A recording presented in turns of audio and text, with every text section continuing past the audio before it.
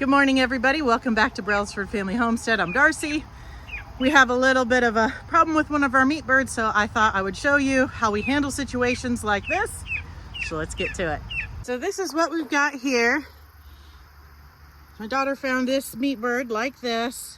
It's just dried blood and it's been pecked at. I'm going to put some, step back a little bit, blue coat here on it, but I'm going to wear gloves.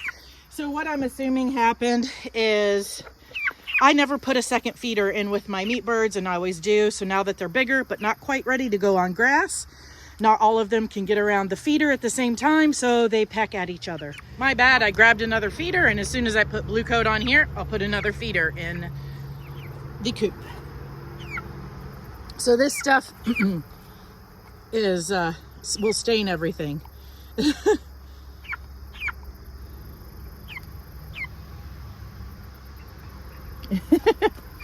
Sorry if I'm not getting a good shot to you.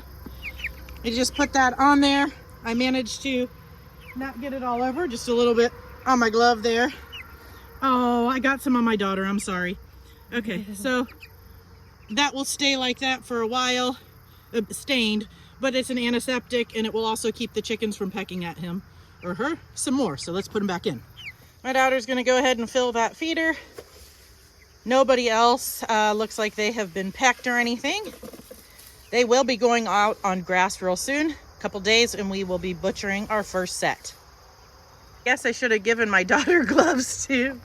That blue coat, you think it just is a little bit, you get it all over you. That is a problem that is easily avoided.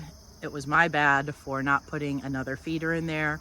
I know better. I've raised meat birds for several years now. It's just, I was doing other chores and had somebody in charge of this and just plain forgot to add another feeder as they got bigger. So all of them need to be able to get to the feeder to avoid them piling up on each other, pecking at each other, trying to get to the food. Often if they are piling on each other, you'll see wounds on their back area because they're climbing on each other, trying to get to the food, and they'll claw each other. So that is not a bad wound. It looked bigger just because of the dried blood, but you know, the chickens see it and then they'll continue to peck at it. So there's nothing on it that's not infected or anything, but that blue coat will cleanse it. So I expect that meat bird to make a full recovery and have no issues. I will insert a picture here of tonight or tomorrow before I post this video here. As you can tell, this meat bird is totally fine, still a little colorful. It's been a few days. I'm not sure how many days it's been. It's been several. It's not the next day. We got busy. We had a chicken butchering to prepare for, and then all that goes in that within that time. But as you can see, that meat bird is perfectly fine, just a little bit colorful. And blue coat is something that I always keep on hand. You have it for my layers, for my meat birds, for my goats, because you know, accidents happen, wounds happen, attacks sometimes happen. And it's good to have those things on hand for treating your animals.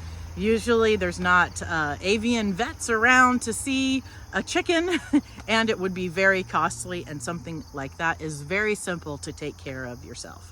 So thanks for coming along on this little side to my chores this morning and taking care of a meat bird. We'll see you next time. God bless.